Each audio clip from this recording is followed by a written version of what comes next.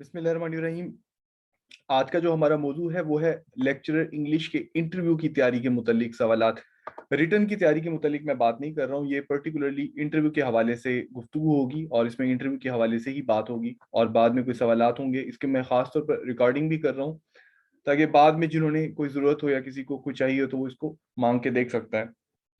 तो बगैर किसी इंतज़ार के इसको आगाज़ करते हैं अब हमने कि किस तरीके से इंटरव्यू की तैयारी करनी है।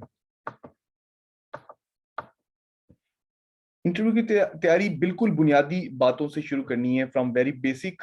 आप फर्ज करें अगर आप लेक्चरर अपॉइंट होते हैं तो आपको you'll have to teach intermediate classes along with BS classes, और मास्टर तो अब खत्म हो चुका है, आउटडेटेड हो चुका है, तो यानी intermediate and BS classes.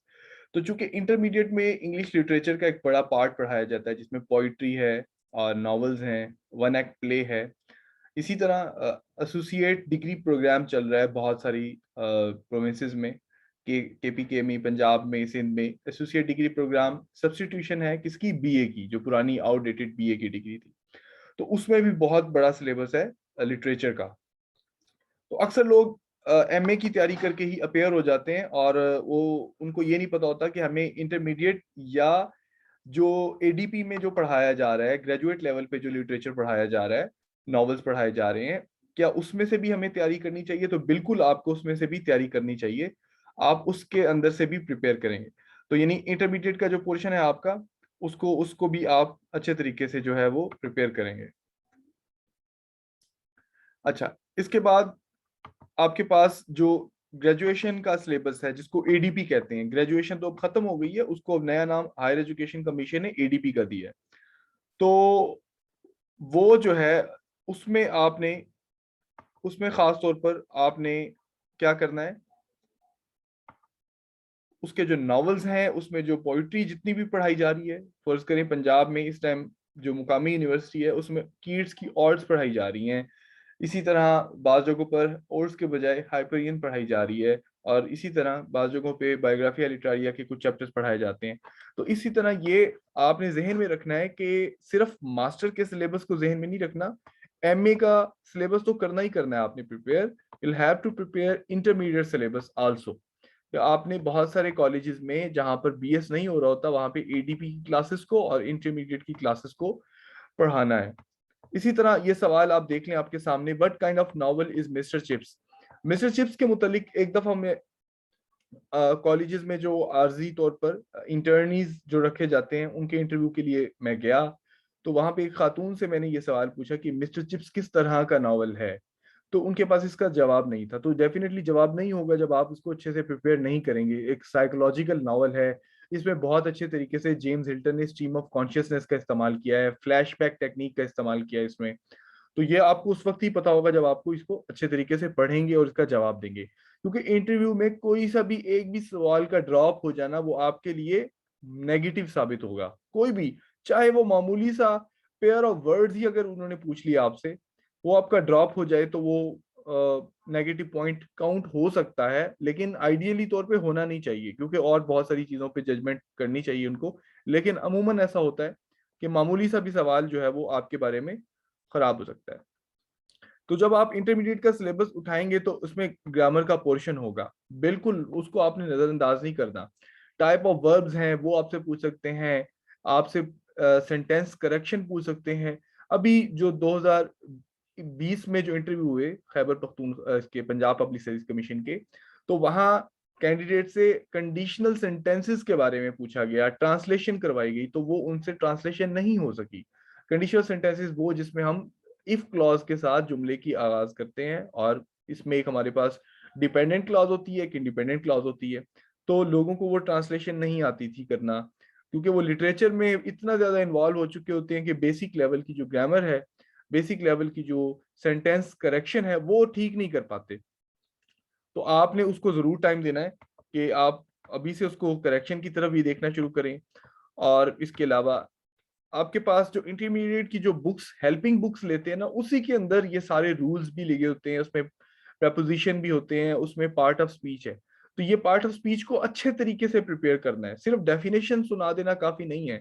Adverbs हैं तो एडवर्ब्स की कितनी टाइप्स हैं उनके बारे में पता होना चाहिए। इसके अलावा एडजेक्टिव हैं, एडजेक्टिव की टाइप्स, फिर इसके अलावा वर्ब में और जेरेंड में फर्क क्या है, ठीक है, ये सारे आपको पते होने चाहिए, इनकी आपको सारी इंफॉर्मेशन होनी चाहिए। इसके अलावा फर्स्ट ईयर के सेकंड ईयर के सिलेबस में जो पॉइंट्स पढ़ाई जा रही है, बहुत अच्छी पॉइंट पढ़ाई जा रही है। हॉलोमैन जैसा कि पढ़ाई जा रही है इलियट की, इसके अलावा ओzymandias शैले की पॉइंट पढ़ाई जा रही है। आई डोंट नो केपीके में क्या चल रहा है, लेकिन आपने उस सिलेबस को टच रहना है, उसके साथ आपने जरूर अपने आप को आगाही अपने साथ दिलवानी है कि क्या पढ़ाया जा रहा है, उसके हवाले से अपने आप को तैयार करना है।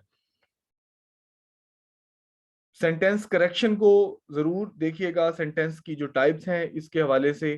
इसके साथ साथ ईडियम्स, मैं फिर कहूंगा ईडियम्स को लाइट मत लीजिए, ईडियम्स हमारे रिटन एक्सप्रेशन की जान है। तो ईडियम्स जो मेरे अभी स्टूडेंट पीपीएससी के जो मुझसे तैयारी कर रहे हैं उनको भी मैं ये कहूंगा कि ईडियम्स जो है उनको आपने अच्छे से प्रिपेयर करना है। अभी एक सवाल पूछा गया इस 2020 के इंटरव्यू में कि ईडियम्स और प्रोवर्ब में क्या फर्क है। आप इमेजिन करें कैंडिडेट उसको बता नहीं सका चेयरमैन को कि क्या फर्क है, और चेयरमैन ने हंसते हुए आगे से कहा है कि आप इसको जाके घर जाके देखिएगा। आप इमेजिन करें कि एक छोटा सा क्वेश्चन भी आपके लिए नेगेटिव पॉइंट साबित हो सकता है। तो ईडियम्स को अच्छे से प्रिपेयर करें, और उसके सेंटेंस बनाने आपको आने चाहिए। ईडियम्स वैसे तो बहुत ज्यादा हैं, हजारों की तादाद में, लेकिन जो मोस्ट इंपॉर्टेंट है वो आपको 500 600 मिल जाएंगे, उनको आप अच्छे से प्रिपेयर करें। प्रोवर्ब्स को भी देखें, फर्क देखें इनका। इसके अलावा फ्रेजल वर्ब की डेफिनेशन पता होनी चाहिए, फ्रेजल वर्ब पढ़ के जाएं। पार्ट ऑफ, इसके अलावा जो पेयर ऑफ वर्ड्स हैं वो आपको अच्छे से आने चाहिए। तो पेयर ऑफ वर्ड्स भी आप इसको अच्छे से प्रिपेयर करें, पेयर ऑफ वर्ड्स को भी, और जो पार्ट ऑफ स्पीच हैं उनको भी। इसके अलावा फ्रेजल वर्ब, इडियम्स, ये आपका बेसिक लेवल की ग्रामर आपकी होनी चाहिए।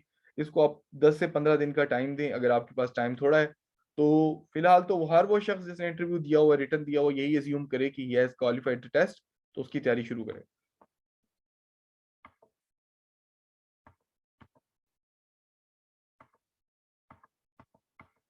आगे चलते हैं, ग्रेजुएशन जिसको अब एडीपी कहा जाता है, उसके सिलेबस को मद्देनजर रखें। उसमें वन एक्ट प्ले ऐड होते हैं, कुछ नॉवेल्स ऐड होते हैं, ठीक है, शॉर्ट नॉवेलाज ऐड होते हैं, उसको आपने देखना है, उसको आपने अच्छे तरीके से प्रिपेयर करना है। वन एक्ट प्ले होता क्या है, उसकी ओरिजिन क्या है, कौन से राइटर फेमस थे, who originated one act play. और इसके अलावा एक और इम्पॉर्टेंट आपको बात बताने चल लग रहा हूँ कि अब आप लिटरेचर के अंदर इतने महव मत हो जाएं, do not too much enamoured in literature के you don't have any idea about what is happening outside literature. तो you must be well versed about the currents of the time, current events in the Pakistan, और education के जो trend है। तो आपको पता होना चाहिए एडीपी क्या चल रहा है, एचईसी ने क्या कोर्सेज अप्रूव किए हैं सब्सटीट्यूट के तौर पर एडीपी के। बीएस प्रोग्राम सब्सटीट्यूट है एमए का, तो what will happen with those candidates that will join BS programme.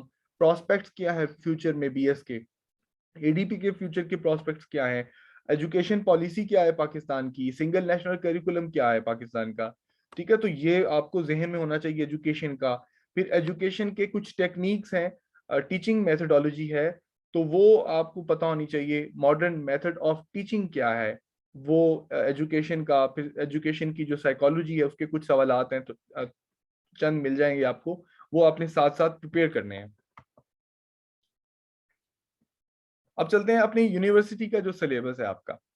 अब सब सारे यूनिवर्सिटी का सिलेबस तो आप तैयार कर नहीं सकते, चूंकि रिटर्न आपका पास हो चुका है, तो फिर अब आप फोकस करेंगे अपनी यूनिवर्सिटी का सिलेबस।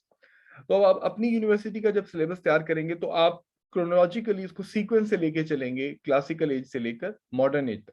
उसमें अपने सिलेबस को सामने रखें, और इस तरह मत करें कि पहले ड्रामे शुरू कर दिए तो सारे ड्रामे शुरू कर दिए। बिल्कुल सीक्वेंस के साथ चलें, जिस तरह सिलेबस होता है उस तरह, जैसे आप पार्ट 1 पढ़ते हैं फिर पार्ट 2 पढ़ते हैं, ताकि अब चीजें मिक्स ना हो आपके पास। अपने सिलेबस को आप रिवाइज करें। अब जब सिलेबस को आप रिवाइज करेंगे तो साथ साथ आपने ये देखना है कि कि सिलेबस को रिवाइज करते वक्त आपने हर चीज की एग्जाम्पल उठानी है, हर चीज की एग्जाम्पल नोट कर लेनी है आपने। मिसाल के तौर पर वो आपसे कहता है कि ब्लैंक वर्स को डिफाइन करें, आपने डिफाइन कर दिया, तो you will reinforce your statement by coating an example. आपने एग्जाम्पल देनी है हर हाल में। आपने उस अब एग्जाम्पल कर, उसने पूछा कि भाई व्हाट इज रिटोरिक, आपने बताना है, उसकी एग्जाम्पल देनी है कि क्या उसको स्पीच में कैसे करते हैं। फिर इसके अलावा उसने आपसे पूछा फोर ग्राउंडिंग क्या है, स्टाइलिस्टिक्स में आपने उसको बताना है, उसको एक्सप्लेन करना है। उसने आपसे पूछा डीफैमिलियराइजेशन इफेक्ट क्या है, फॉर्मलिज्म मूवमेंट क्या है, ऑक्सफोर्ड मूवमेंट क्या है। बहरहाल कुछ मूवमेंट है उनकी तो एग्जांपल नहीं दे सकते। जब लिटरेरी टर्म्स की एग्जांपल देनी हो तो आपने लाजमी एग्जांपल देनी है। आपने जब डिस्टोपियन फिक्शन के बारे में पूछा, गॉथिक नॉवल के बारे में पूछा, वो क्या होते हैं, किस तरह के होते हैं, तो आपने लाजमी एग्जांपल देनी है। तो ये अपने जहन में बिठा लें। कीट्स के सेंसुअसनेस के बारे में पूछा, कीट्स की जो हेलेनिज्म के बारे में पूछा, नेगेटिव कैपेबिलिटी वगैरह, तो आपने एग्जांपल लाजमी देनी है। मेटाफिजिकल पोइट है, उनके बारे में सवाल आता है, तो मेटाफिजिकल पोइट एक्सप्लेन तो कर दिया, अब एग्जांपल तो दें। मेटाफिजिकल पोइट्री होती क्या है, मेटाफिजिकल कॉन्सीट क्या है, सिमिली क्या है, मेटाफोर क्या है, किस तरह एम्प्लॉय करता था, तो वो एग्जाम्पल आप देंगे। तो इस तरीके से आपने अपनी ये चीजें अपनी जहन में बिठा के रखनी है कि किस तरीके से आपने इनको एग्जाम्पल्स को कोट करना है। अपना सिलेबस दोहराएंगे। मशहूर जो आपके ऑथर्स होंगे उनकी बायोग्राफी के बारे में पता होना चाहिए आपको। एक जो कैंडिडेट है वो पीपीएससी के इंटरव्यू में कहता है कि जो मेरा फेवरेट ऑथर है, पोइट है, वो टीएस इलियट है। और जब जो प्रोफेसर उससे पूछते हैं कि what does TS stands for, कि टीएस का मतलब क्या है, तो उसको पता नहीं होता कि टीएस का मतलब क्या है। उसको इलियट का तो पता है, टीएस एब्रीवेशन जो है थॉमस टर्न्स, वो उसको नहीं पता। एक और कैंडिडेट है, वो कहता है कि मेरा चार्ल्स डिकेंस बहुत फेवरेट नॉवेलिस्ट है। तो चार्ल्स डिकेंस का पूरा नाम पूछ लिया उसने, प्रोफेसर ने, तो उसको पूरा नाम नहीं पता था। तो ये छोटे छोटे इंप्रेशन बाद में आपके फ्लॉ बन जाते हैं। तो भाई जब आपने फेवरेट चुन ही लिया चार्ल्स डिकेंस को, तो पूरा नाम पढ़ने में क्या हर्ज है, उसकी अचीवमेंट पढ़ने में क्या हर्ज है, उसकी फिलोसफी पढ़ने में क्या हर्ज है, उसको सवालात आप सर्च करें, उसके प्रिपेयर करें अच्छे तरीके से, तो आप आउटस्टैंड करेंगे बाकी कैंडिडेट से। तो उन्होंने वो कैंडिडेट सेलेक्ट करना है जो 10 कैंडिडेट्स में अच्छा है, उसको ज्यादा नंबर दे देंगे। अब तो पॉइंट्स में बात चली जाएगी। एज जो ब्रिटिश हिस्ट्री है उसके मेजर पॉलिटिकल इवेंट्स आपको पता होने चाहिए, जैसे कि पॉपिश प्लाट का एक आ जाता है। इसके अलावा जो रिफॉर्मेशन मूवमेंट शुरू होती है 16th सेंचुरी के शुरू में। इसके अलावा आपके पास एलिजाबेथन एज में जो इवेंट हैं, जेम्स द फर्स्ट के पीरियड में जो अचीवमेंट है, हेनोरियन पीरियड है, जैकोबियन पीरियड है, इसके बारे में ये फर्क वगैरह आपको पता होना चाहिए। इसके अलावा जो 19th सेंचुरी है उसमें बहुत सारे एक्ट पास हुए हैं, जैसा कि 1872 में मैरिज एक्ट पास हुआ है और खवातीन को इनहेरिटेंस के राइट मिले हैं। फिर 20th सेंचुरी के शुरू में वोटिंग राइट खवातीन को मिलते हैं। तो ये कुछ चीजें हैं, वो आप हिस्ट्री जब पढ़ेंगे तो साथ साथ आपको पता लग जाएगा। तो हिस्ट्री ऑफ इंग्लिश लिटरेचर अलग से पढ़ेंगे आप, और अपना सिलेबस अलग से रिवाइज करेंगे। अब साथ साथ आप अब जो लिटरेचर का एवोल्यूशनरी प्रोसेस है वो भी देखेंगे, कि पहले तो लिटरेरी क्रिटिसिज्म पढ़ाई जा रही थी, कि ड्राइडन से लेकर सर फिलिप सिडनी से लेकर ड्राइडन, फिर इसके अलावा मैथ्यू आर्नल्ड, इसके अलावा डॉक्टर जॉनसन, इलियट वगैरह आपको पढ़ाए जा रहे हैं, ये इनके बारे में बताया जा रहा है। ठीक है, क्लेंथ ब्रुक्स के बारे में। उसके बाद लिटरेरी थीरीज का ट्रेंड आ चुका है, जो कि लिटरेचर को भी कुछ कवर कर रही हैं, कुछ लिंग्विस्टिक्स एस्पेक्ट को देख रहे हैं। तो उनके बारे में थोड़ी बहुत इल्म आपको होना चाहिए। और अगर आपने एमफिल किया हुआ है तो अपने थीसिस को दोहरा के जाएं और अपने थीसिस को अच्छे तरीके से प्रिपेयर करें। और लाजमी नहीं है कि वो आपके थीसिस से सवाल पूछेंगे, और लाजमी नहीं है कि वो सवाल जो आपने तैयार किए हैं वही आपसे पूछेंगे। तो कुछ लोग ये समझते हैं कि जो मैंने तैयार किया वो नहीं पूछे, उन्होंने जो उनको आते थे वही पूछे, तो वो कुछ भी पूछ सकते हैं आपसे। लेकिन आपको you have to be well prepared according to your ability. You just go through all those things like literary theories, like modern trends, तो ये सब आपने करने हैं। अब जब सब आप अपना सिलेबस रिवाइज कर रहे होंगे तो उस वक्त आपने अपना फेवरेट ऑथर चुन लेना है। अब फेवरेट ऑथर आपने चुन लेना है, उसमें से फेवरेट पोइट भी होना चाहिए आपके पास, फेवरेट नॉवेलिस्ट भी होना चाहिए, आपके पास फेवरेट शॉर्ट स्टोरी राइटर भी होना चाहिए, आपके पास फेवरेट प्ले राइट भी होना चाहिए। तो चार तरह के ये चार चुन लिए। अब फेवरेट प्रोज राइटर भी, फेवरेट नॉन फिक्शन लिखने वाला बंदा भी आपने चुन लेना है। 5 बंदे, यानी आप समझ लें। अब 5 आपने चुन लिए हैं। अब मैं बड़े मजे की बात बताऊंगा आपको आगे चल के। फर्ज करें आपने चुन लिया है प्ले राइट है, उसको चुन लिया, हेनरी किप्सन को चुन लिया, या जीबी शाह को, आपने जॉर्ज बर्नार्ड शाह को फेवरेट प्ले राइट चुन लिया। अब आगे चलता हूं, मैं अपनी बात बताता हूं कि अगर वो आपसे पूछते हैं कि भाई प्ले राइट आपको, बस ठीक है जीबी शाह से सवाल पूछ लिए उसने मुझसे मेरे इंटरव्यू में, तो बाद में उसके दिमाग में पता नहीं क्या आया, उसने कहा अच्छा तो जीबी शाह के अलावा मॉडर्न प्ले राइट कौन सा पढ़ा हुआ है आपने। मॉडर्न प्ले राइट में आपके पास आ जाते हैं, ये 20वीं सेंचुरी के आ जाते हैं काफी सारे। यूजीन ओनील आ जाता है, ठीक है, long days journey into night, ठीक है। इसके अलावा वेटिंग फॉर गोडो, हेरोल्ड पिल्टर वगैरह के आ जाते हैं। अब ये भी तैयार किए हुए थे, लेकिन मैंने ये नहीं बताया, मैंने ये 21वीं सदी का, ये जो 2005-6 साल पहले जो अयाद अख्तर का एक ड्रामा है उसका मैंने बता दिया। तो मैं वो प्रिपेयर करके गया था। इसी तरह पोइट में जब उसने मुझसे पूछा कि आपका पोइट कौन सा पसंद है, तो मैंने कहा विलियम वर्ड्सवर्थ। उसके सवालात पूछने के बाद जब उसने उसके सुपर सेगमेंटल फीचर्स के मुतालिक सवालात पूछ लिए, तो उसने कहा कि क्या मॉडर्न में, ये चेयरमैन की तरफ से सवाल था, क्या मॉडर्न पोइट्स में से कोई पसंद है आपको? तो मैंने 20वीं सेंचुरी के पोइट का नहीं, बल्कि 21st सेंचुरी का जो लेटेस्ट पोइट है जिसकी 2001 में डेथ हुई है उसका नाम लिया और उसकी अचीवमेंट बताई, इंग्लिश लिटरेचर में क्या अचीवमेंट है। तो आपने ये अपनी समझ लें, एस्केप प्लान एक लफ्ज इस्तेमाल होता है कि एस्केप प्लान लाजमी बना के रखना है कि भाई वो आपको फंसाएगा किसी ना किसी तरह के सवाल पूछकर। तो you must have an escape plan in your mind कि फॉर एग्जांपल कि if he may ask A question into your question, आपके सवालों से सवाल बनाएगा, वो आप जवाब देंगे ना उसी से उसने जवाब बनाने हैं, तो वो उसी से सवाल पूछेगा। तो आपको नेक्स्ट अपनी स्ट्रेटेजी तैयार करनी चाहिए, आपको अपना modern poet, modern novelist, modern classical poet जो आपने चुना है, क्लासिकल आथर वगैरह, तो वो आपको अच्छे प्रिपेयर करना है। अपने अपने एमफिल का थीसिस को रिवाइज करें। और बहुत सारे कैंडिडेट्स है वो एमफिल के मुतालिक सवालात नहीं पूछते, क्योंकि आप एमफिल का कोई काम नहीं होता, लेकिन अगर आपने किया हुआ बहुत अच्छी बात है, उसको प्रिपेयर करके जाएं। और अगर लिटरेचर के हैं तो लिटरेचर की लिटरेरी थीरीज पढ़ें। आप लिंग्विस्टिक्स अगर आपने नहीं ऑप्ट किया तो लिंग्विस्टिक्स को, बेसिक टर्म्स को लाजमी जो है ना आप प्रिपेयर करें और लिटरेरी थीरीज को देखें और लिटरेरी टर्म्स को लाजमी रिवाइज करें। और अगर आपने कहा कि मैं लिंग्विस्टिक्स में मैं बहुत तो मॉडर्न लिंग्विस्टिक्स के बारे में सवालात पूछ सकते हैं। आपके सामने ये स्लाइड में इस तरह के सवालात आए हुए हैं कि ये फीचर्स क्या है, सुपर सेगमेंटल फीचर्स क्या है, राइम और रिदम में फर्क क्या है। तो ये इस तरह के सवालात आपसे पूछे जा सकते हैं। ये तो चंद सवालात हैं, और भी पूछे जा सकते हैं।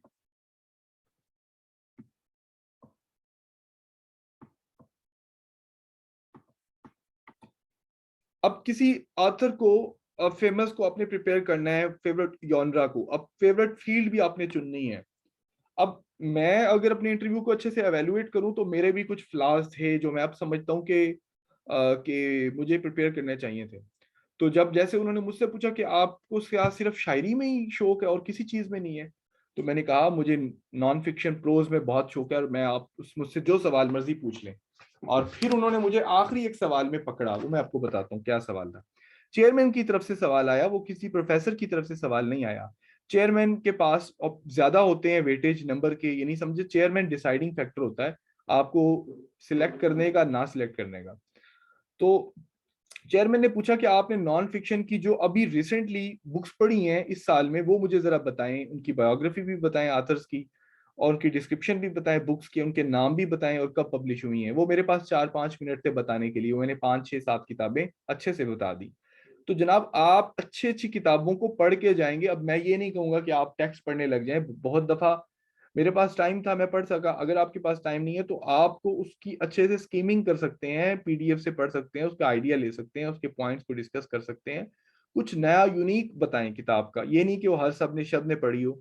जैसा कि अक्सर लोग नावल बताने लगते हैं, कौन सा नावल पढ़ा है मॉडर्न में, तो वो पॉलो कोएल्हो का अल्केमिस्ट बताते हैं। तो इससे हट के कुछ पढ़ें, कुछ ऐसा बताएं जो यूनिक हो। तो ये आपने सारे काम करने हैं, fiction, prose, poetry, playwrights, इन सब में से आपको करना है। तो उसके बारे में उस दौर के हवाले से कुछ जो जुड़ी हुई इस्तिलाहात हैं वो आपको सारी पता होनी चाहिए। तो ये आपने नोट करना है।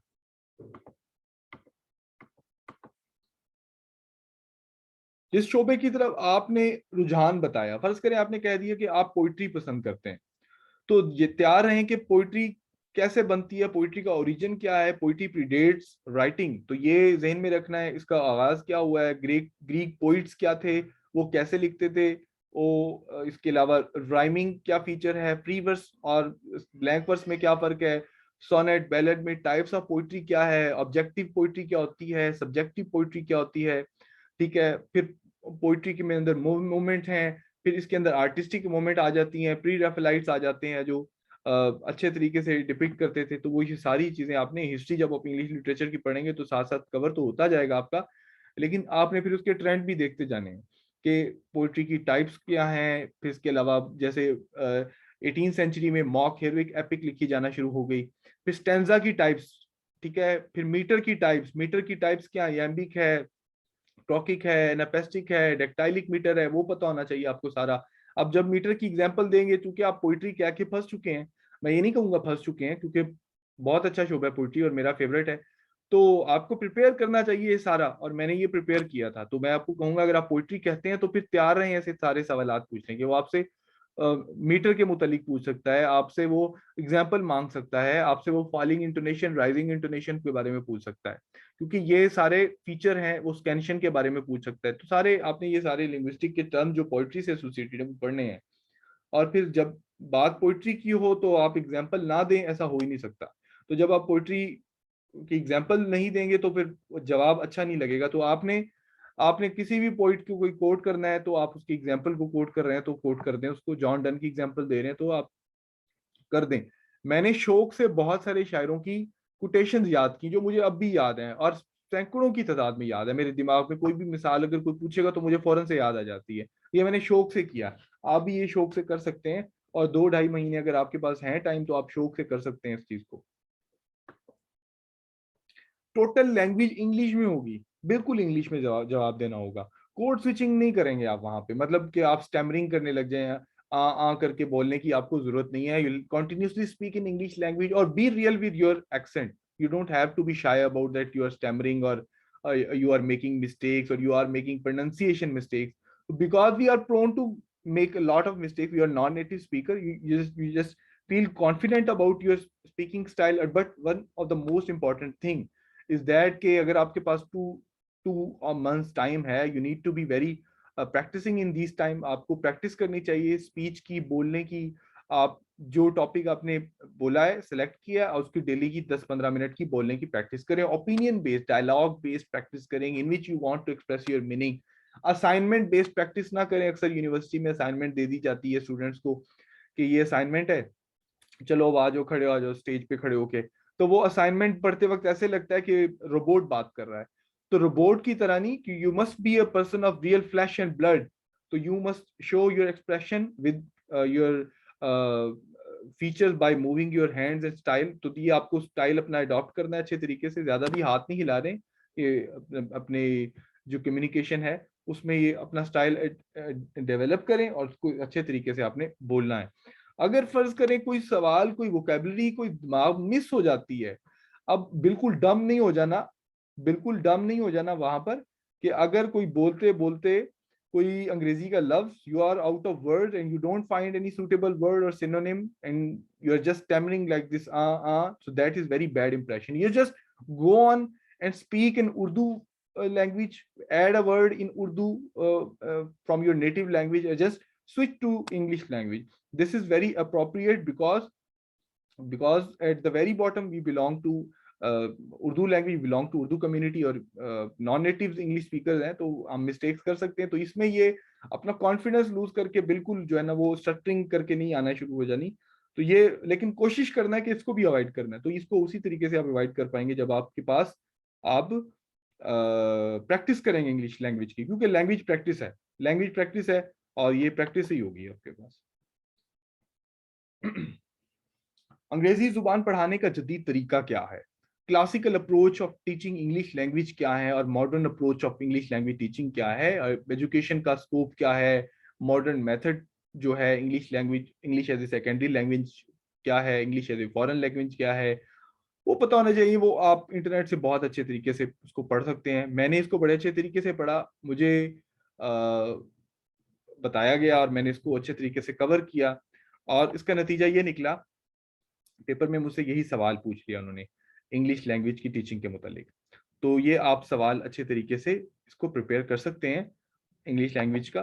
तो मॉडर्न मेथड ऑफ टीचिंग क्या है वो आपको पता होना चाहिए। ग्रामर ट्रांसलेशन मेथड हो गया, इसके अलावा ये जो हम क्लासिकल अप्रोच करते हैं, जो डायरेक्ट मेथड है वो पुराने हैं। मॉडर्न क्या है, और बिकॉज जो लिंग्विस्ट हैं या जो लैंग्वेज एक्सपर्ट हैं वो ये कहते हैं कि no method is appropriate, no method can suit a candidate well in such a situation that he will be able to speak English language fluently. तो नो, पहले तो आप ये बताएं ना कि sir no teaching method is appropriate, but we'll first have to observe the candidate, his abilities, and then we will plan according to his need. तो ये बड़ा काम का जवाब हो जाएगा, फिर आप मॉडर्न मेथड को एक्सप्लेन करें। टीचिंग टेक्निक्स के बारे में बात करें, मॉडर्न टीचिंग टेक्निक्स, अगर आपने बीएड किया हुआ है तो आपको पता होगा, क्लासरूम मैनेज के बारे में सवाल हो सकता है कि how will you manage a class of unruly children, unruly students, how will you manage discipline in the classroom atmosphere. तो आपने वो सवाल बनाना है। कुछ लोग कहते हैं कि इंटरव्यू में रियल होना चाहिए, सच सच बताओ। भाई इंटरव्यू में रियल हो जाओगे तो फेल भी हो जाओगे। बी आर्टिफिशियल, मैं कहूंगा कुछ आर्टिफिशियल भी बनना पड़ता है, हमें बनावटी बनना पड़ता है। अगर मैं सच सच बता दूंगा कि मैं अभी 2 गिलास लस्सी के पी कर आया हूँ, 5 किलो मुर्गी खा के आया हूँ, तो मुझे क्या वो फौज में वो रखेंगे किसी तरह से, वो फिटनेस के क्लब में? वो कहेंगे इसकी तो आदतें ही बुरी हैं। तो आपको कुछ अपना इंप्रेशन ऐसा डेवलप करना है। आर्टिफिशियल से मुराद नहीं, बिल्कुल ही नकम्मे बन के चले जाओ, झूठ वूठ बोलो। तो मतलब कुछ अपनी ऐसे ट्रिक्स बताने हैं कि वो आप आउटशाइन करें बाकी कैंडिडेट से। आर्टिफिशियल का मतलब नेगेटिव में नहीं आप ले सकते इसको, आप ये समझेंगे कि भाई आपने वहां जाके ये वाला ब्लंडर नहीं कर देना कि सर मुझे चार्ल्स डिकेंस पढ़े पसंद है और मैंने टेल ऑफ टू सिटीज भी पढ़ा हुआ है, मैंने जो उसका रिटर्न ऑफ द वो सॉरी वो उसका ग्रेट एक्सपेक्टेशन है वो भी मैंने पढ़ा हुआ है। ठीक है, अच्छा आप शेक्सपियर की नाम लेते हैं तो आप कहते हैं मैंने शेक्सपियर का हैमलेट भी पढ़ा हुआ है, जूलियस सीजर भी पढ़ा हुआ है, रोमियो एंड जूलियट भी पढ़ा हुआ है। और वो फिर आप ये कह दें कि सर टेक्स्ट नहीं पढ़ा हुआ मैंने, तो ये एक ब्लंडर होगा आपका। तो ये आपको बताने की जरूरत नहीं है इस तरह के सीक्रेट्स वगैरह। तो आप ये उनको प्रिज्यूम करवाएं, ये उनको एक पिक्चर दें कि yes you are well versed और आपने पढ़ा हुआ है आपको, और कुछ पुराना है तो रिवीजन के कुछ इश्यूज हैं, लेकिन मैंने ये पढ़ी हुई है चीजें, बड़े शौक से पढ़े, अपना शौक दिखाना है वहां पे आपने। आपने लिटरेरी टर्म्स के बारे में बात होगी, इंपॉर्टेंट फैक्ट्स वगैरह हैं और हिस्ट्री रिलेटेड इवेंट्स हैं उनके बारे में पता होना चाहिए। मसलन वो फेमिनिज्म के बारे में पूछ सकते हैं कि फेमिनिज्म की वेव्स के बारे में बताएं। वो अमेरिकन वॉर ऑफ इंडिपेंडेंस के बारे में पूछ सकते हैं, अमेरिकन सिविल वॉर के बारे में पूछ सकते हैं, वो क्रीमियन वॉर के बारे में पूछ सकते हैं, क्रीमियन वॉर के बारे में पूछ सकते हैं, वो आपसे वर्ल्ड वॉर 1 के बारे में, वर्ल्ड वॉर 2 के बारे में, अलाइज के बारे में पूछ सकते हैं। वो आपसे ये पूछ सकते हैं कि जो सफरेज मूवमेंट है, सफरेजिस्ट मूवमेंट थी, वोटिंग की जो मूवमेंट है, वो उसके बारे में कुछ बता दें आप हमें। ठीक है, स्लेवरी के बारे में सवाल हो सकता है, बड़ा इंपॉर्टेंट क्वेश्चन है। एंटी स्लेवरी नॉवेल्स के बारे में पूछ सकते हैं। तो हिस्ट्री से you should not remain oblivion to the historical fact, and without history there is no literature, and without literature there is no history. तो these two things are very closely associated with each other. आप फिर French revolution के बारे में, French revolution के background के बारे में पूछ सकते हैं, फ्रेंच रेवोल्यूशन की जो वॉच वर्ड्स है उसके बारे में पूछ सकते हैं। तो आपको ये चीजों से पता होना चाहिए। और सबसे मजे की बात, अगर आपका लिटरेचर कवर हो गया है, आप समझते हैं अब आप इंटरव्यू के लिए तैयार हैं। वैसे तो इंसान कभी भी तैयार नहीं हो सकता इंटरव्यू के लिए, ये एक नेचुरल फैक्ट है ना, इंसान कभी मुकम्मल हो नहीं सकता। तो लेकिन फिर भी अगर आप समझते हैं तो मेरी ये आप लोगों से गुजारिश है कि आप लोग अगर वर्ल्ड लिटरेचर में से किसी को पढ़ के चले जाएं बताने के लिए, कि अगर वो फर्ज करें आपसे पूछ ले कि भाई आपने इंग्लिश लिटरेचर के अलावा कोई पढ़ा है आथर, तो आप उसको बता सकें जी रशियन में मैंने इवानोविच पढ़ा हुआ है, मैंने जो है गायरी मोपिसा पढ़ा हुआ है फ्रेंच में से, ठीक है, मैंने इंडियन में से आर के नारायण को पढ़ा हुआ है, मैंने उसमें से जापानीज में से ये पढ़ा हुआ है, इसके अलावा मैंने स्पेनिश में से पैब्लो नेरूदा पढ़ा हुआ है। तो ये इस तरह से अगर आप बता देंगे तो ये आपका बड़ा अच्छा हो जाएगा, बड़ा पॉजिटिव। आप कुछ शॉर्ट स्टोरीज या कुछ फैक्ट्स लेके पढ़ जाएं तो ये अच्छा हो जाएगा आपके लिए। हो सकता है वो सवाल ना पूछे आपसे, लेकिन अगर पूछ ले तो फिर आप ये तो नहीं कहेंगे ना कि काश मैं तैयार कर लेता। इस पे मैं बात कर चुका हूँ। पाकिस्तान की अमेंडमेंट कितनी है, कॉन्स्टिट्यूशन अमेंडमेंट अभी क्या चल रहा है, हमारा सीपेक के मुतालिक बात, सीपेक की एब्रीविएशन क्या होती है, इस तरह के सवाल पूछ लेते हैं। ठीक है, 1971 वॉर जो है उसमें क्या हुआ था। इसके अलावा आपने पाकिस्तान का व्यू पॉइंट बताना है भाई, ये नहीं बताना कि पाकिस्तान ने गलत किया था या ये हुआ था। आपने वो बताना है मौकफ कि जो एक्सेप्टेड एक्सेप्टेड यानी स्टेटमेंट होनी चाहिए, वो डेविएटिव किस्म की या एक ऐसी रिपेंजेंट किस्म की स्टेटमेंट नहीं होनी चाहिए कि जो कंट्रास्ट हो हमारे जो पेट्रियाटिक एलिमेंट्स है वगैरह, तो उनको पसंद नहीं आएगी। ये मैं पहले बता रहा हूँ आपको। अब 1971 वॉर के मुतालिक प्रोफेसर साहब से पूछा जो कि असिस्टेंट प्रोफेसर का इम्तिहान देने जा रहे थे, तो वो बताने लगे कि पाकिस्तान का कसूर था, जुल्फकार अली भुट्टो का ये मसला था वगैरह वगैरह। तो उन्होंने कहा कि this is nonsense that you teach in the classroom. तो देखें, आपको क्या बताने की जरूरत है? सच कोई नहीं सुनता तो आप सच ना बताएं, आप उनको वो बताएं जो वो सुनना चाहते हैं। मुताला पाकिस्तान के बारे में, यूनिफॉर्म सिलेबस, एजुकेशन की पॉलिसीज के मुतालिक, उसकी इफादियत के मुतालिक, यानी आपने जो करंट हुकूमत है ना उसके मुतालिक अगर कोई सवाल आ जाए तो वो आपने पॉजिटिव रहना है। सियासत के मुतालिक नफरत का इजहार कभी नहीं करना आपने। अगर आपसे पूछें कि do you have any interest in politics, तो पॉलिटिक्स से ये अक्सर कह देते हैं कि नहीं सर, आई हेट पॉलिटिक्स। भाई, without politics you are nothing. Without politics you cannot even obtain your birth certificate, your death certificate. You cannot even buy any floor or grocery item from outside. Politics के बगैर हमारा वजूद नहीं है। हम politics survival है हमारा, और हमें इल्म होना चाहिए पॉलिटिक्स के।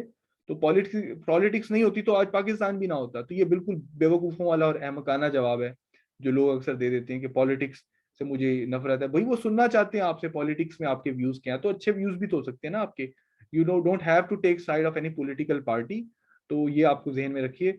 बाकी आपके सामने ये लिखा आ रहा है, सेनेट की सीट्स क्या है, पार्लियामेंट कैसे चलती है, अपर हाउस लोअर हाउस क्या है, ठीक है, ये पता होनी चाहिए। आप जिस इलाके में हैं उस इलाके के मुतालिक, उसके फेवरेट एरियाज के मुतालिक पता होना चाहिए। आपको फसलों के मुतालिक पता होना चाहिए। पाकिस्तान का एग्रीकल्चर सिस्टम क्या है, किस तरह से चलता है पाकिस्तान का, पाकिस्तान की जो बाउंड्रीज हैं, जियोग्राफिकल लिमिट्स हैं, वो पता होनी चाहिए। ये सारी चीज़ें आपको, कॉन्स्टिट्यूशन के बारे में, पाकिस्तान के 3 कॉन्स्टिट्यूशन थे, 56 वाला, 62 वाला, 73 वाला, इनमें क्या फ़र्क था, बाई कैमरल कौन सा था, मोनो क्या था, वो सारे आप देखेंगे। सीट के मुतालिक सवाल आप पूछ सकते हैं, तो ये इस्लामियत के मुतालिक सवाल पूछ सकते हैं, तो वो आप देख सकते हैं।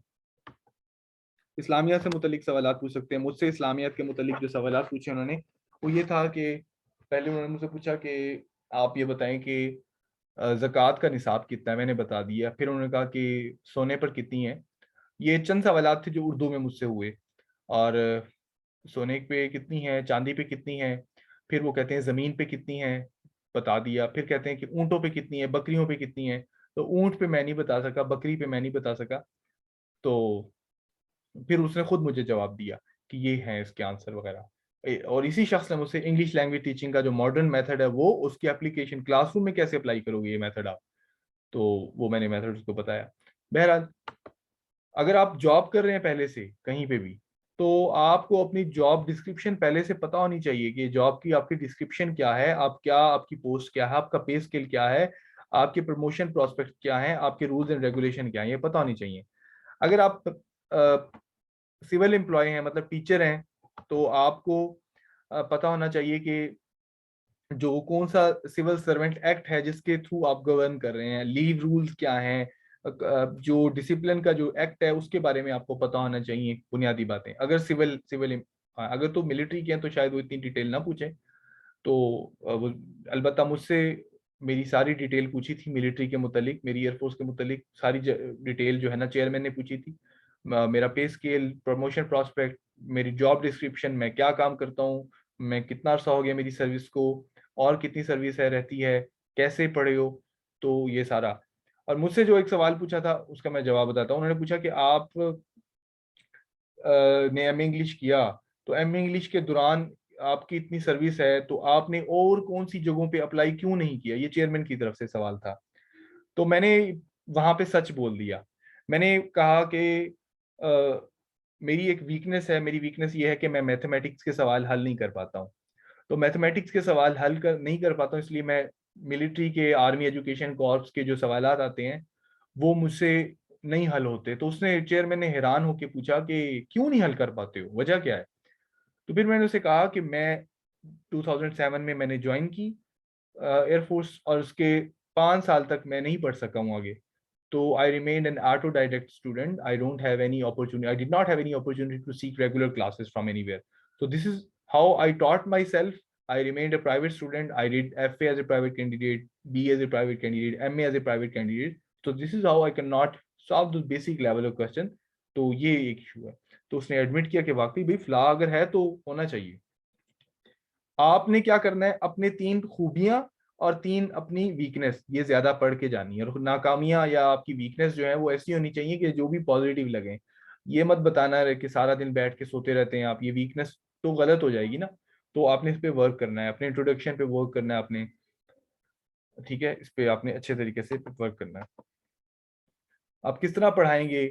अगर आपने बीए में अरबी या फारसी रखी हुई है और अचानक से आप इंग्लिश लिटरेचर का आपको शौक चढ़ गया है, तो आप जस्टिफाई करेंगे कि भाई आपने बीए में अरबी और फारसी क्यों रखी थी, या हिस्ट्री क्यों रखी थी, अब इंग्लिश लिटरेचर क्यों है? तो क्योंकि वो ये पूछना चाहते हैं कि भाई अगर आपको इंग्लिश लिटरेचर का इतना ही शौक था, तो आपने बीए में इंग्लिश लिटरेचर क्यों नहीं रखी, एफए में English literature as a optional subject क्यों नहीं रखा?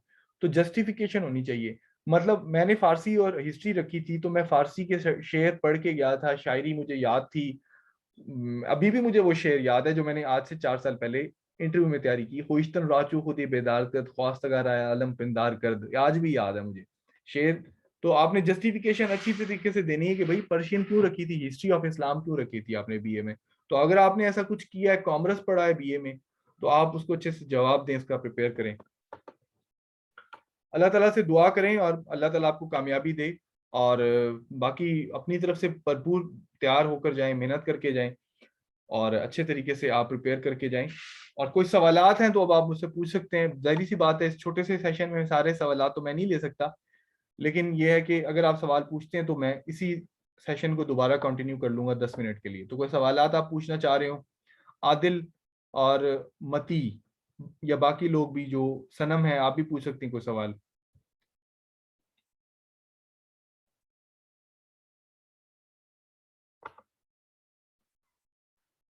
हाँ समझ आ गई है, चलो यही बता दें अगर सवाल नहीं पूछने तो। सर अंग्रेजी जुबान के अलावा जो जुबान है, अगर एक बंदा उर्दू में सवाल कर रहा है आपसे और वो टॉपिक है जैसे इस्लामियात का, करंट अफेयर का, तो उसको उर्दू जुबान में ही आप जवाब दे दें। Basically, if an interviewer has asked a question in English language, you need to reply in that language, in that target language. You don't have to reply back in Urdu language. अगर उसने उर्दू में पूछा तो उर्दू में, अगर English में पूछा तो इंग्लिश में। ठीक हो गया सर, ये सही हाँ, है। ये नॉर्मल तरीका है। अच्छा, ठीक है, आदिल की तरफ से कोई क्वेश्चन नहीं है। और सनम, आपकी तरफ से कोई क्वेश्चन?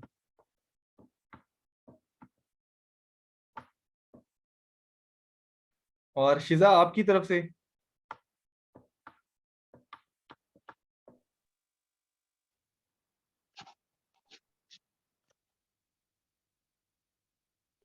सर एस्केप प्लान के बारे में पूछना था, जो आपने वो 2005 और वो 21st सेंचुरी में लेके गए। तो बेसिक गोल आपका ये था कि उसमें हो सकता है उन्होंने पढ़ा ना उस तरीके से, क्योंकि वो 20th सेंचुरी में जाना चाह रहे थे, तो देखें, आपने उनको इतना करीब ले आए ताकि वो उससे ज्यादा पूछ ना सके। नहीं पूछे मुझसे, मैं तो तैयार था, मैं तो तैयार था, लेकिन मसला ये इतना होता है कि करीब ले आए आप आपने उसको। इम्प्रेस करना था उसको। मैं तो उस दौर में बॉब डायलन, 2017 में नोबेल प्राइज मिला था। 2017 में नोबेल प्राइज किसको मिला था? बॉब डायलन को मिला था। तो मैं ठीक तो है। उसके सॉन्ग्स पढ़ के गया था, मैं तो उसके पॉप के कल्चर के ऊपर हिस्ट्री पढ़ के गया था। ठीक है, उसका एक बड़ा मशहूर शेर है बॉब डायलन का, how many years must a man walk down before you call him a man. तो ये मुझे उस वक्त के याद है ये बातें। तो बॉब डायलन को ठीक है। नोबेल नोबेल प्राइज मिला था लिटरेचर का, तो मैं तो उसको पढ़ के गया था अच्छे तरीके से। अगर पूछे तो सही सवाल, मैं जवाब देने के लिए तैयार था। मतलब मॉडर्न में वो फिर बेस्ट एग्जांपल हो जाती है ना, वो एक तो 100 साल पीछे जाना वो भी मॉडर्न है, और 100 साल आगे वो भी मॉडर्न है, तो वो ज्यादा अच्छा लगता है। हाँ जी, तो इस तरह से है। ठीक है। चलें ठीक है, thank you very much. Session अब खत्म हो रहा है। आपने कोई बात पूछनी है तो वैसे मैसेज करके पूछ सकते हैं मुझसे अब। तो कोई बात पूछनी हो तो मुझसे पूछ सकते हैं, वैसे अब सेशन खत्म होने वाला है। Thank you very much. मुझे उम्मीद है आप सबको अच्छा लगा होगा, काफी सारी बातें नई भी मिली होंगी, काफी पता भी होंगी आपको। तो के साथ ही अल्लाह हाफिज।